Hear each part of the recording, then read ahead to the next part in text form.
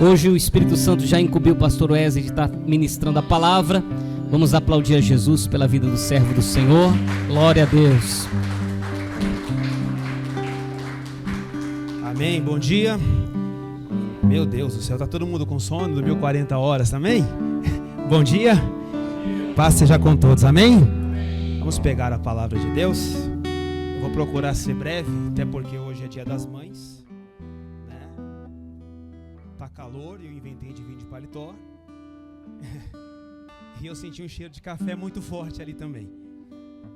Vamos abrir em Marcos comigo, no capítulo de número 5. Evangelho de Marcos, capítulo 5. Gostaria de ler junto com a igreja o versículo de número 25. História conhecida, história antiga, já foi muito pregada, mas eu gostaria que você mais uma vez prestasse atenção, porque Deus sempre pode falar algo que nós nunca nos atentamos, tá?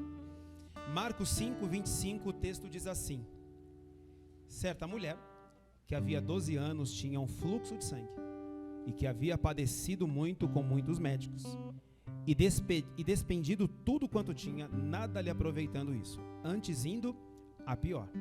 Ouvindo falar de Jesus, veio por detrás, entre a multidão, e tocou na sua vestimenta, porque dizia: se tão somente tocar nas suas vestes, sararei. E logo se lhe secou a fonte do seu sangue, e sentiu no seu corpo já estar curada daquele mal. E logo Jesus, conhecendo a virtude que de si mesmo saíra, voltou-se para a multidão e disse: quem tocou nas minhas vestes? E disseram-lhe os seus discípulos: vês que a multidão te aperta e dizes: quem me tocou? E ele olhava ao redor para ver a que isso fizera. Então a mulher, que sabia o que lhe tinha acontecido, temendo e tremendo, aproximou-se e prostrou-se diante dele e disse-lhe toda a verdade. E ele disse: filha, a tua fé te salvou. Vai em paz e sê curada deste teu mal. Amém? Senhor, a tua palavra vai ser ministrada nesse momento. Nesse domingo pela manhã, o Senhor nos permitiu estar aqui. Eu sempre penso e digo comigo mesmo: nós temos em nossa mente que nós escolhemos estar, mas a tua palavra diz que não fomos nós que escolhemos, mas o Senhor nos escolheu. Então eu acredito que mais do que a nossa vontade de estar aqui, foi o Senhor mesmo que despertou em nós essa vontade. O Senhor nos trouxe e preparou esse dia para falar conosco, para nos abençoar. E quem sabe, se for a tua vontade, fazer sair virtude para mudar a história das nossas vidas, para que pessoas sejam transformadas, curadas, libertas, pessoas alcancem o seu milagre. Mas antes de clamar por essas coisas que são tão importantes, nós queremos ouvir, Deus, a tua voz. Então use a boca de quem está trazendo a mensagem e ilumina o coração de quem vai ouvi-la. Meu Deus, e que, como disse o profeta Isaías, que a tua palavra produza frutos sobre a vida de cada pessoa que a ouve, porque a fé vem pelo ouvir, e o ouvir a tua palavra. Nos abençoa, Pai, e que enquanto essa palavra é pregada, que todos nós sejamos como era lá em Atos, cheios do teu Espírito Santo. Tira os impedimentos, quebre todas as barreiras, em nome de Jesus, amém. Amém? Por favor, pode sentar. Vamos lá? Eu quero destacar com você aqui algumas partes do texto que eu acho que é uma das coisas que mais, nesse momento, nesse período, é claro, vai fazer sentido lá no final da pregação, tá? Todos nós aqui, pelo menos uma vez na vida, já ouvimos uma pregação como essa aqui. Se eu parar para pensar e tentar contar para você quantas vezes eu preguei sobre a mulher de fluxo de sangue, eu certamente preguei muito mais vezes sobre ela do que a idade que eu tenho. Porque a gente prega muito esse tipo de mensagem e não há nenhum tipo de problema. Mas eu quero destacar algumas coisas, porque você sabe que a hemorragia dela tornava ela uma mulher imunda. A hemorragia dela não permitia ela ter contato social. Essa mulher não podia ir na sinagoga, essa mulher não podia frequentar os locais de oração, essa mulher não podia apresentar um sacrifício dentro da sinagoga, ou muito menos no templo, porque pela lei de Moisés da época, essa mulher tinha que viver separada de todo o convívio com a sociedade, seja se ela fosse casada com o marido, se tivesse filhos, idem, enfim. E a única chance que essa mulher tinha de receber um milagre, uma cura, era justamente essa. Só que a gente tem que parar e pensar nesse ponto destacado aqui. Ela ouviu falar de Jesus. E eu quero trabalhar em cima dessa frase. Ela ouviu falar de Jesus. E eu acho muito forte isso, por quê? Porque ouvir falar o que alguém faz não necessariamente é ouvir falar quem a pessoa ela é, porque a gente tem que fazer uma distinção. O professor, ele não é em casa o professor que ele é na sala. Por mais que o tempo, o ambiente te faz falar algumas frases. Mas o tratamento da mãe com o filho é um, e com o aluno é outro. E de fato tem que ser assim. Então, falar assim, o Wesley, ele é pastor. Não, o Wesley não é pastor. Ele tem a função de pastor. O Wesley é o Wesley. Eu sou pessoa diferente daquilo que eu estou fazendo aqui agora. Então, falar o que alguém faz é diferente de falar quem a pessoa ela é. E por que eu destaquei essa frase? Porque não está dizendo, ela ouviu falar o que Jesus fazia. A frase está dizendo, e ela ouviu falar de Jesus, a respeito de Jesus, a pessoa de Jesus. E quando a gente começa a entender, ela ouviu falar o que dele? Da pessoa dele. Claro que chegou aos seus ouvidos o tanto de cura, o tanto de maravilha. Isso era notório, tanto que uma multidão estava atrás dele. Mas quando a gente destaca, ela ouviu falar de Jesus, eu entendo, queridos, que nós estamos falando que essa mulher entendeu muito rápido o que os outros demoraram a entender. Por quê? Porque quando ela decide, ela pensa, se eu tocar vou ser curada, então eu vou me esforçar para tocar. A gente tem que, aí eu quero destacar um pouquinho da lei. Essa mulher, ela corria o risco de ser apedrejada. Alguém poderia vê-la e falar, ela é impura, então vamos matá-la. Então ela ouviu falar de Jesus ao ponto de arriscar a própria vida para ao menos tocar nele. Então ela não ouviu apenas falar que ele cura, porque de verdade, ainda que ela queria essa cura, se você pegar uma pessoa que está no hospital, numa situação difícil, pergunte a ela de verdade, você quer viver ou você quer morrer? Ela vai querer viver. Então essa mulher não estava disposta a abrir mão da vida apenas para tentar ser curada. Essa mulher entendeu que valia a pena arriscar a vida, porque ela sabia de quem se tratava. Por ele vale a pena morrer. Se ele me abençoar, me abençoou, mas o mais importante aqui sou eu tocar nele. Se eu tocar nele, eu sei que eu serei curada, mas pode ser que não chegue, mas mesmo assim eu vou arriscar, porque eu ouço quem esse homem ele é. E quando a gente ouve quem Jesus é muito mais importante do que ouvir aquilo que ele faz.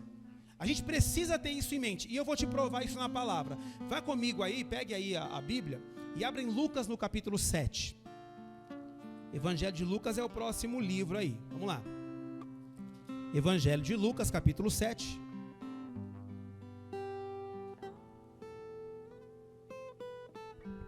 Presta atenção nisso, para você entender aonde nós vamos levar esse contexto aqui. Lucas, capítulo 7, para a gente resumir, vamos ler o versículo 22. Olha o que o texto diz.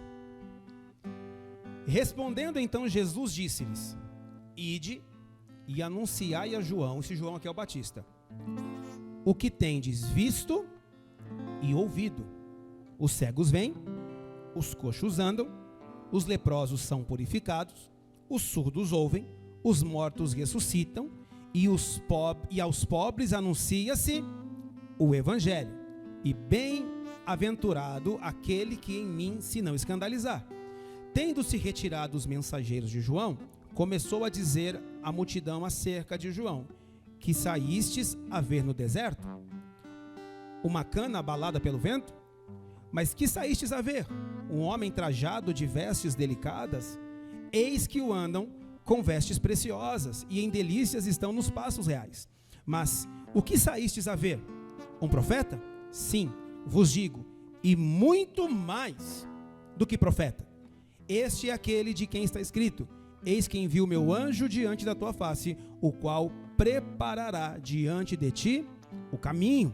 Olha só, e eu vos digo que entre os nascidos de mulher, não há maior profeta do que João Batista, mas o menor no reino de Deus é maior do que ele. Volta para mim a tua atenção. Vamos destacar algumas coisas. Quando a gente lê João Batista, eu quero que você pare e pense que ele é o maior de todos. Ele é o menos falado, mas ele é o maior de todos. Você pode pegar aqui de cabeça citado aqui: Moisés abriu o mar, Moisés fez chover pão, Moisés viu a face de Deus, ou pelo menos viu a glória. Elias orava, chovia, orava e não chovia. Eliseu tinha tanto poder de Deus na vida dele que depois de morto ressuscita um homem. O homem foi jogado morto nos ossos de Eliseu e aquele homem ressuscita. Então a gente está falando aqui de homens que fizeram coisas extraordinárias, mas o maior de todos eles é o João Batista, que não fez nada extraordinário, nada.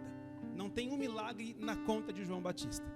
E o João, que foi o profeta que veio para preparar o caminho para o Messias, ele está vendo tudo o que está acontecendo. E ele manda alguém perguntar, pergunta se é ele mesmo. Fala que foi eu quero saber se é ele, ou se nós temos que esperar algum outro. Aí o Senhor vai dizer, conta para ele o que vocês estão vendo e o que vocês estão... O que vocês estão vendo? Vocês estão vendo o cego enxergar, o surdo ouvir, o morto ressuscitar. E o que vocês estão ouvindo? Que o evangelho está sendo anunciado aos pobres. Então quando eles voltam e contam para João, João crê. Porque João não crê só por aquilo que ele estava fazendo, mas por aquilo que ele estava falando. Mais importante do que o que ele faz é a pessoa que ele é. Então muitas vezes nós estamos dispostos a morrer para receber o que ele tem para nos dar. Mas a verdade, temos que estar dispostos a morrer por quem ele de fato é. É totalmente diferente. É totalmente diferente. Aquela mulher sabia, eu posso morrer. Eu posso, talvez eu até morra. Talvez não apedrejada, mas vamos pensar o seguinte. Eu sempre gosto de trabalhar isso quando eu prego sobre essa mulher. Gente, 12 anos sangrando, 12 anos com hemorragia. Essa mulher talvez, ela era pálida, ela era fraca, ela não tinha forças. Eu gosto de pegar o exemplo da multiplicação dos pães e dos peixes. Tinham 5.000 homens, fora mulheres e crianças. A história, ou alguns historiadores chegam a dizer que tinham cerca de 20.000 pessoas naquele lugar. Então quando você vê multidão atrás de Jesus, pensa no mínimo 5.000 pessoas. E uma mulher fraca, uma mulher doente, uma mulher impura perante a lei, ela arrisca tudo para tentar chegar até ele. Ela podia morrer pisoteada. Não é só pela cura, não pode ser. Não pode ser só pela cura. A cura era algo que de fato aconteceria. O milagre é algo que de fato, de verdade, ele vai acontecer, ele pode acontecer, ele está disponível. Mas o mesmo preço, que eu não gosto nem dessa palavra, só vou usar para nós fazermos o sentido aqui. O mesmo preço que a gente pagaria para receber uma cura, nós deveríamos pagar para conhecer quem ele é de verdade. Você entende isso? Se você pega uma pessoa que tem qualquer doença no mundo e fala assim, você pagaria quanto para ser curado? Ela pagaria qualquer coisa. Ela pagaria, eu dou tudo que eu tenho. E é lícito. Ela quer viver. Agora pergunte à mesma pessoa, você pagaria quanto para conhecer quem ele é, quem Jesus é? Essa pergunta aqui, ela tem que fazer sentido para nós. Quando você lê Jesus falando, vocês serão as minhas testemunhas, a palavra testemunha aqui, com todo respeito aos nossos queridos primos, testemunhas de Jeová, que eles não são muito irmãos, não é aquilo ser testemunha. O que eu estou fazendo aqui, eu não estou sendo testemunha. Isso aqui eu só estou anunciando, isso aqui é uma ordem, ide e anunciai. A palavra testemunha vem do grego mártir. Então o Senhor diz, vocês serão mártires em meu nome, vocês vão morrer pelo meu nome. Então quando você vê os discípulos morrendo, eles conheceram alguém que talvez a gente não conheceu, amados. Que eles estavam dispostos a morrerem. Tem um texto em Atos, que eu acho que é Atos 5, que eles apanham. Eles são presos. E quando eles saem da cadeia, eles saem glorificando e alegres por terem padecidos pelo nome do Senhor. Aí, quem que eles conheceram que talvez nós não conhecemos? Porque estamos falando da mesma pessoa. Só que deixa eu te contar uma coisa que eu falo muito isso. Nem tudo que te contam sobre alguém é verdade sobre aquele alguém. Você já parou para pensar que às vezes você tem raiva de alguém sem nem conhecer? Já parou para pensar nisso? Você olha alguém e fala, não gosto dessa pessoa, mas por que não? Porque eu fiquei sabendo tal coisa, mas você nem conhece a pessoa. E talvez a gente ama um Jesus que a gente de fato não conheceu, mas acreditamos naquilo que nos contaram sobre ele. Quem é Jesus para você? Porque pelo que eu estou entendendo aqui, Jesus para aquela mulher era mais do que um curandeiro. Ele era o Messias que ela estava disposta a arriscar a vida para tocar nas vestes dele. E por que eu estou te dizendo isso? Porque aqui mesmo em Lucas, capítulo 4, eu não sei se eu estou indo muito rápido, tá? Mas de verdade eu quero acabar rápido. Mas eu quero que você entenda aí o que eu estou falando. No capítulo 4 de Lucas, olha comigo aí o versículo de número 19. Vamos lá. Ou melhor, 18, senão vai ficar sem contexto aí, a gente não vai entender. Lucas 4:18, diz assim, queridos: o Espírito do Senhor é sobre mim, pois que me ungiu para evangelizar os pobres, enviou-me a curar os quebrantados de coração, a pregoar liberdade aos cativos, dar vista aos cegos e pôr em liberdade os oprimidos, a anunciar o ano aceitável do Senhor. E cerrando o livro e tornando a dá-lo ao ministro, assentou-se, e os olhos de todos na sinagoga estavam fitos nele. Então começou a dizer-lhes: hoje se cumpriu a escritura em vossos ouvidos. Então vamos lá. O que o profeta Isaías disse acerca dele? Isso aqui é uma profecia de Isaías. O Espírito do Senhor está sobre mim, me ungiu para pregar, para curar, tal. Jesus, ele está na sinagoga, como era de costume, dão a ele o livro, ele abre, cai em Isaías, que para nós, se eu não me engano, é o 61, se não vai falar minha memória agora. E ele vai dizer a mesma coisa: o Espírito do Senhor está sobre mim. E ele vai dizer: hoje se cumpriu essa palavra. Então quando João fala quem é ele, esperamos outros, aí diga o que eu estou fazendo: eu estou curando, estou evangelizando aos pobres. Então João falou: é ele é o Messias. Então o que essa mulher ouviu? O que ele fazia, mas o que ele falava e quem ele era. Então ela disse: é o Messias. É o Messias. E esse texto aqui me abre um parênteses para conversar algo importante com você.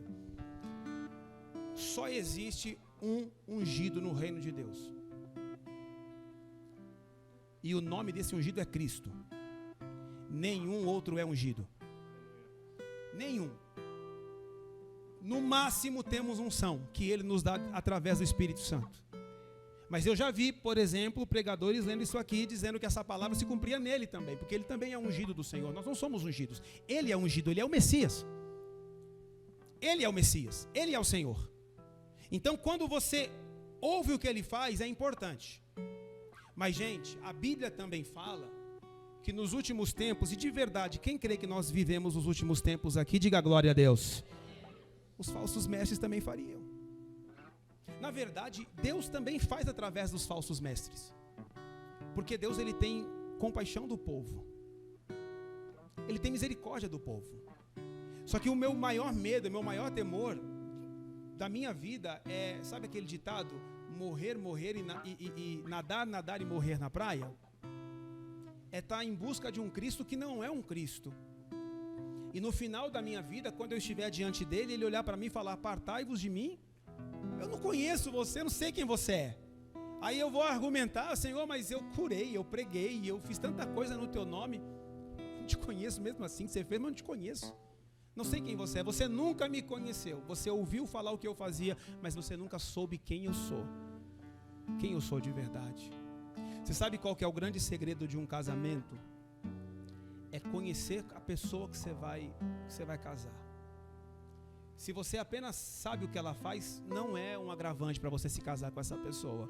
Ah, é trabalhador. E é uma coisa que eu acho que é o óbvio, né? Não, mas ele é uma boa pessoa. É uma coisa óbvia, mas às vezes xinga a mãe, bate na mãe. Ah, mas eu não sabia disso, porque você não conhece a pessoa que você se relaciona. Um dia eu estava pregando e eu até usei esse exemplo.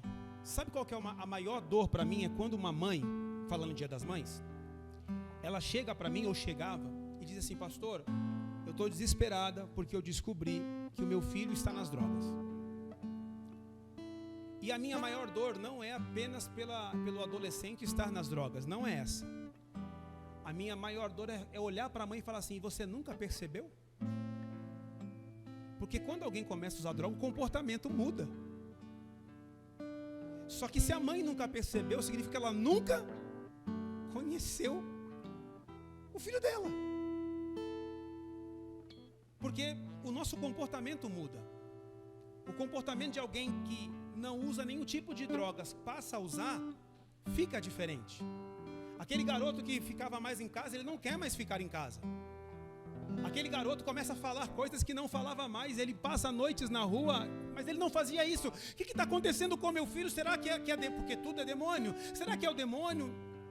A mãe não olha com quem o filho está andando na escola, com quem ele está conversando, ela não observa, ela não para, senta aqui, filho, o que está acontecendo? Conta para a mamãe. Não existe esse relacionamento. Aí quando acontece, estoura a bomba, ai meu Deus, eu não sabia como. É porque às vezes a gente convive com alguém que a gente não... Você já parou para pensar que a gente pode estar convivendo no corpo de Cristo sem conhecer o Cristo, que é o cabeça do corpo, amado? E talvez seja por isso que nós não estamos dispostos a morrer. Talvez seja por isso que qualquer vento de doutrina nos afasta dele. Pode ser que seja por isso que qualquer problema que a gente passe pessoalmente, a gente já desanima e já não quer mais estar na igreja. Talvez seja por isso, porque alguém falou torto com a gente já, eu não sei mais de nada, por quê? Porque acontece isso. Se a gente conhecesse Cristo, que essa mulher entendeu quem era, a gente não se importa com a multidão que vai tentar nos impedir, a gente não se importa com a multidão que vai falar mal da gente, a gente não se importa com a multidão que vai apedrejar a gente não se importa com o julgamento de quem diz que nós somos isso, somos aquilo, porque nós temos um alvo, e o nosso alvo é além das pessoas, o nosso alvo é o Messias, o ungido, aquele que cura, aquele que liberta, mas também aquele que salva para a glória de Deus. A gente precisa conhecer esse Jesus como essa mulher conheceu. Ah, mas eu nunca vi nada. A fé vem pelo ouvir, e o ouvir a palavra de Deus. Eu tenho certeza, para a gente concluir, que essa mulher não arriscou a vida para ser curada, mas ela entendeu que Jesus poderia salvá-la. Volte comigo lá em Marcos capítulo 5. Evangelho de Marcos capítulo 5, para a gente finalizar exatamente aonde começamos. Só que agora a gente vai do versículo 28. Evangelho de Marcos, capítulo 5, verso 28. E eu quero ler para você, para provar que ela entendeu que ele era de fato o Messias, tá? Diz assim, meus amados: porque dizia: se tão somente tocar nas suas vestes, sararei. E logo lhe secou a fonte do seu sangue, sentiu no seu corpo já está curado daquele mal. E logo Jesus, conhecendo que a virtude de si mesmo saíra, voltou-se para a multidão e disse: quem tocou nas minhas vestes? E disseram-lhe os seus discípulos: vês que a multidão te aperta e dizes: quem me tocou? E ele olhava em redor para ver quem isso fizera. Então a mulher, que sabia o que tinha acontecido, temendo e tremendo, aproximou-se e prostrou-se diante dele, e disse-lhe toda a verdade. Nenhum judeu se prostrava diante de nada que não fosse Deus. Judeu nenhum se prostrava diante de ninguém. Se você pegar os textos antigos, Sadraque, Mesaque e Abidnego, eles foram jogados na fornalha porque não quiseram se dobrar diante de uma estátua.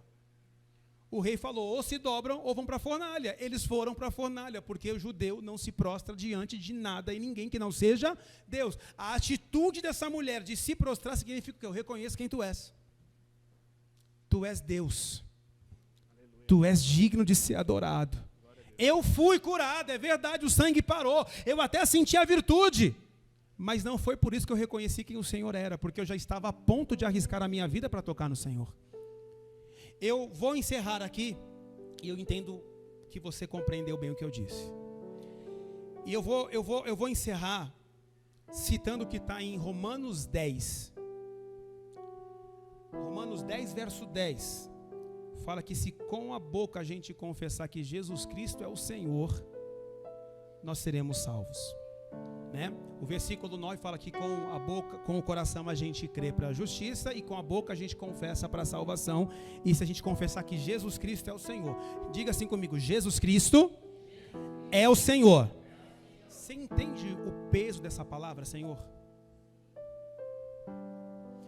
Eu vou ilustrar aqui. Toda a humanidade depois de Adão, ela é caída. Não existe ser humano bom sem Cristo.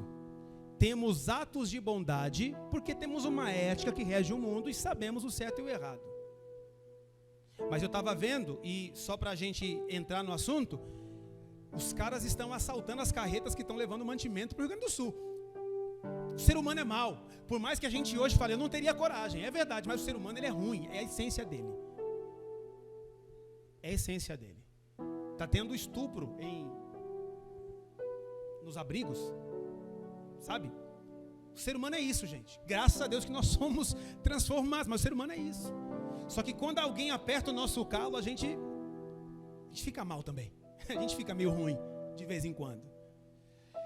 E depois que o homem cai lá, todo o pecado dele passa para todos nós. Ah, mas eu não estava lá. Mas você faz parte da genética do Adão. O nosso corpo físico não é mais a imagem do Cristo, ou melhor, de Deus, é a imagem do Adão. Por isso que nós nascemos de novo, para ter a imagem do Cristo.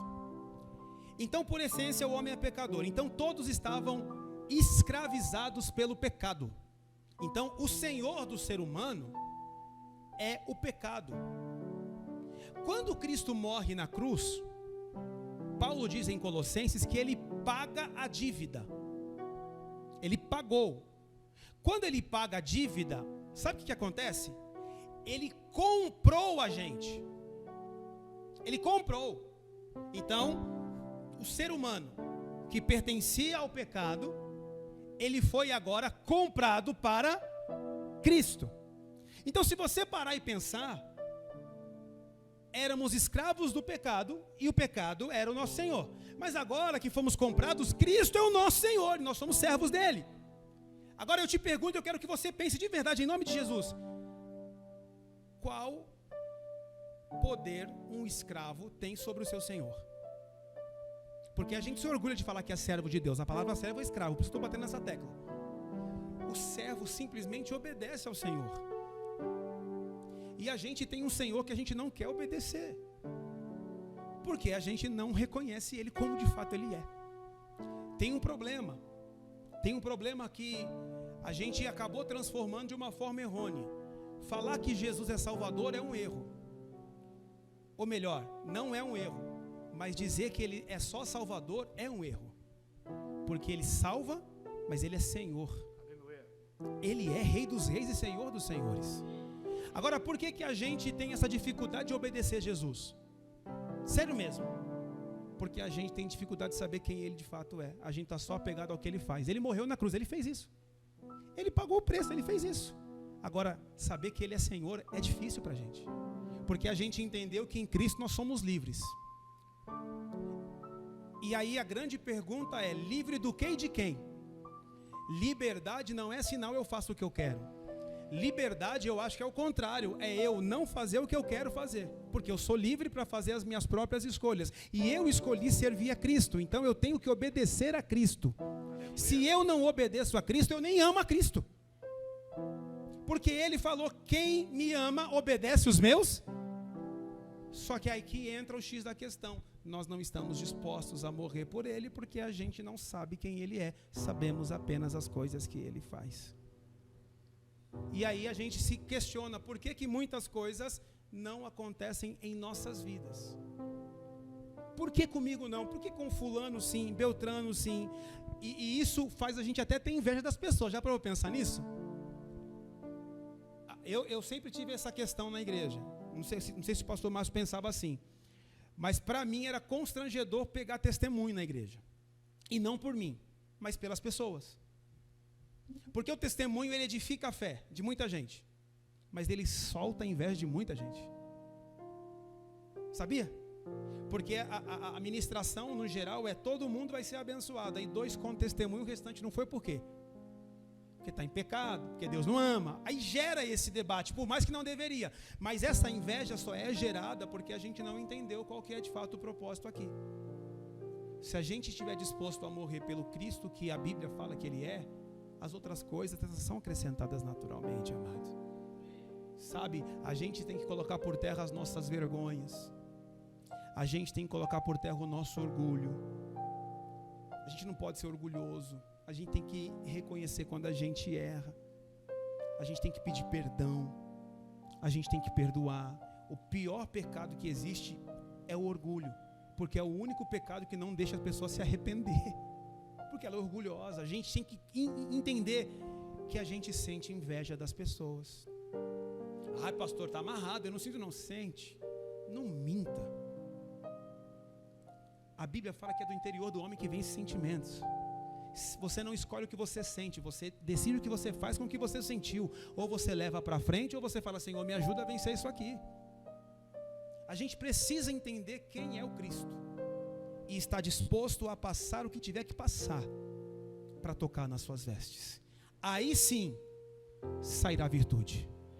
Aí sim ele vai parar e dizer, quem me tocou? Porque eu senti, saiu virtude de mim. Mas mestre, a multidão te aperta. Mas teve uma aqui que sabe quem eu sou. Teve uma aqui que me tocou diferente. E quando ela fala, fui eu, ele diz, primeira palavra, a tua fé te salvou. Você está salva, está se prostrando, sabe quem eu sou, está me reconhecendo. Eu sou o teu Senhor. Segunda, vai e seja liberta desse teu mal. Essa é a palavra de Deus. Existe o Cristo que a gente ouve o que ele faz, mas tem o Cristo que é. E esse é o nosso alvo, é conhecer o Cristo do jeito que ele é. Salvador, cura, liberta, porém acima de tudo, Senhor, Rei dos reis e o Senhor dos senhores. Fique de pé comigo, a igreja, por favor. Você pode dar para Jesus uma salva de palmas, a melhor que você pode. Diga glórias ao Senhor. Aleluia. Vamos fechar os olhos. Vamos levar o pensamento a Deus. Por que a gente pede para fechar os olhos nesse momento? Para a gente meditar no que a gente ouviu, gente. Para a gente tentar trazer para nós o entendimento e o discernimento do que foi falado. Fazer sentido para as nossas vidas. E como eu sempre falei na minha vida, depois você vai na Bíblia e confere o que a gente fala aqui. Até mesmo nós que, pode ter certeza, temos o coração com as melhores intenções possíveis, podemos errar e falar alguma coisa que não devíamos, tá? Por isso, você tem que conferir na Bíblia. Porque se não tiver lá, ainda que foi a gente aqui, jogue fora. A gente não prega sobre a palavra, a gente quer pregar a palavra. Aleluia. Que haja e que saia a virtude do Senhor. Que saia do céu virtude que cura. Que saia do céu virtude que transforma. Que saia do céu a virtude que quebra o nosso orgulho. Que saia do céu a virtude do Espírito que nos conduza a um quebrantamento, a um arrependimento. Que saia do céu uma virtude que te abra a porta que você precisa. Eu estou citando aqui, não é porque Deus está me dizendo, é porque são situações que nós passamos. E cada um aqui sabe o que passa. Que saia do céu virtude, que haja aquilo que houve com Zaqueu, salvação para você e para a tua casa. Que saia do céu uma virtude que resolva de fato os seus problemas. Mas acima de qualquer uma dessas virtudes, que saia do céu a virtude, que a palavra liberada para nós é: a tua fé, ela te salvou. Você vai voltar para a tua casa lavado e remido pelo meu sangue agora, com o seu nome escrito lá no livro da vida do Cordeiro. Estarei contigo todos os dias até a consumação dos séculos. Que saia a virtude que no teu coração tenha a testificação que diga: você é filho de Deus. Que saia do céu a virtude que o Espírito Santo fala no teu coração: nada pode separar você do amor de Deus que está em Cristo Jesus. Nem o alto, nem a profundidade, nada e ninguém. Essa é a mensagem. O restante não está errado, mas essa é a mensagem. O restante é a consequência dela. Eu rogo ao Senhor para que haja esse quebrantamento. Como nós cantamos aqui, Senhor Jesus, em uma parte do louvor: seja feita a tua vontade aqui na terra, como ela é aí no céu. A nossa vontade nessa manhã de domingo é que haja virtude mesmo, é que caia poder do Senhor sobre cada um de nós aqui. A nossa vontade é que essa pessoa que entrou aqui com algum tipo de enfermidade, ela sinta a cura do Senhor agora sobre o corpo dela. Meu Deus, que essas manchas desapareçam, que essa dor desapareça. Meu Deus, que os órgãos que não funcionam voltem a funcionar normalmente. Meu Deus, que essa pessoa comece novamente a ter produções, Senhor, dos hormônios de uma forma natural. Que essa pessoa não sinta mais aquelas dores nas juntas dos ossos. Que essa pessoa não tenha mais dores musculares. Que essa pessoa não tenha mais dores crônicas. Que essa pessoa seja curada do alto da cabeça até, meu Deus, a planta dos pés, em nome do Senhor Jesus. Que essa pessoa seja curada de cisto. Que essa pessoa, meu Deus, tenha cura de qualquer tipo de enfermidade crônica que assole e faça o corpo dela sofrer. Essa é a nossa vontade, porque sabemos que o Senhor é poderoso para fazer isso, e abundantemente além daquilo que pedimos e pensamos, porque há um poder do Senhor que opera em nosso meio. Senhor, queremos e oramos para que pessoas sejam restauradas a sua saúde emocional, a sua saúde mental. Oramos para que pessoas sejam curadas na alma. Oramos para que pessoas sejam curadas e abençoadas, meu Deus, na vida espiritual. Como aquela mulher que havia mais de 18 anos estava com o espírito de enfermidade na sinagoga. Que o teu povo seja liberto de todos os males em nome de Jesus. Que as pessoas, meu Deus, sejam livres de assolações da meia-noite. Que as pessoas sejam libertas, meu Deus, em nome de Jesus, de um medo excessivo. Que as pessoas sejam libertas de ansiedade. Que as pessoas sejam libertas de tristeza. Que as pessoas sejam libertas dessa vontade que tem às vezes de sumir, de morrer ou até de cometer, meu Deus, um assassinato. Liberta a tua igreja pelo poder que há no nome de Jesus. Meu Deus, isso vai além de possessões demoníacas. E sabemos que o Senhor pode libertar. Mas o Senhor mesmo disse: Pai, vinde a mim todos que estão cansados e oprimidos, e eu vos aliviarei. Meu Deus, não existe alívio à distância. Tem que se aproximar do Senhor, tem que estar nos pés do Senhor, tem que se prostrar diante do Senhor. E o bom da história, Pai, é que nós não temos que pagar preço nenhum. O preço foi pago no Calvário. Nós temos apenas que ir até o Senhor, se prostrar até o Senhor e tocá-lo com o nosso coração. E o que toca o Senhor é um coração contrito e quebrantado. Espírito Santo que ungiu Jesus, Espírito Santo que foi derramado no dia de Pentecostes, Espírito Santo que habita dentro de cada um de nós que aqui estamos. Que haja unção do Senhor liberada sobre esta igreja. Que haja unção do Senhor que vai trazer aquilo que nós precisamos e necessitamos. Primeiro, o conhecimento que Ele é o Cristo, o Filho do Deus vivo. Primeiro, meu Deus, o entendimento que é o Senhor que nos convence do pecado, da justiça e do juízo. E junto com a salvação maravilhosa, meu Deus, a transformação do nosso corpo, da nossa mente, do nosso espírito, o toque especial do Senhor. Pai querido, Deus amado, todo-poderoso, como eu disse no começo dessa oração, seja feita a tua vontade e não a nossa, Deus. Ah, Senhor, que haja cura de corações. Meu Deus, o escritor aos Hebreus disse que não brote no vosso coração nenhuma raiz de amargura, privando você da graça de Deus e contaminando a tantos outros. Cura, Senhor, as amarguras do coração. Meu Deus, um coração amargo é um coração que não consegue se aproximar de Ti. Um coração cheio de mágoa é um coração que não se aproxima de Ti. E eu sei que perdoar é uma decisão que nós tomamos, mas ainda que nós decidamos perdoar, sozinho nós não podemos fazer nada, Deus. Somos dependentes da Tua graça, Pai. Somos dependentes, nos ajuda, Espírito Santo. Nos ajuda, Espírito Santo. Nos ajuda em nossas fraquezas. Reconhecemos as nossas fraquezas. Reconhecemos, Pai, que precisamos e somos totalmente dependentes de Ti. Oh glória, glória, dependemos de Ti, Senhor. Somente de Ti. Como Pedro disse, para quem nós iremos? Só o Senhor tem as palavras de vida eterna.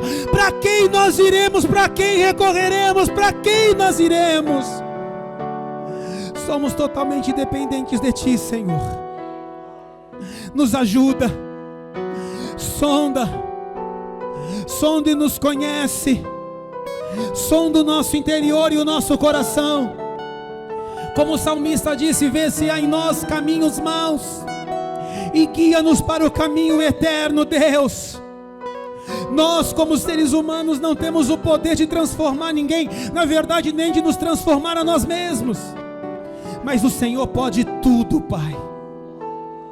Quando o anjo Gabriel disse a Maria, você vai gerar uma criança, a Maria diz, mas eu ainda sou virgem. O Gabriel diz, mas quem vai gerar é o Espírito. Meu Deus, quem gera mudança é o Espírito. Quem transforma é o Espírito. Quem muda é o Espírito. Quem cura é o Espírito. Quem liberta é o Espírito. Quem nos guia é o Espírito. Tudo é por Ti e para Ti. E, meu Deus, para a Tua glória. Te adoramos, Pai. Ainda aqui de pé fisicamente, como aquela mulher, o nosso coração está dobrado, está prostrado, está derramado diante de Ti. Senhor, não entregamos apenas o nosso coração, entregamos o nosso tudo e entregamos a nossa vida. Vamos levantar as mãos para adorar o Senhor Jesus? Vamos levantar as mãos para bendizer o nome dEle? Vamos levantar as mãos para dizer, santo é o Senhor, glória ao Teu nome, adore a Ele. Se você sabe a canção, canta ela. Canta ela. Adore aquele que vive. Aleluia. Jardim em mim. Se eu vendesse tudo que tenho, em troca do amor eu falharia. Aleluia. Pois o amor não se compra, nem se merece. O amor se ganha, de graça o recebe. Eu quero conhecer Jesus. Aleluia, aleluia, aleluia. Eu quero conhecer Jesus e ser achado nele. Quero conhecer Jesus. Aleluia, aleluia, aleluia. Quero conhecer Jesus, meu amado é o mais belo em milhares.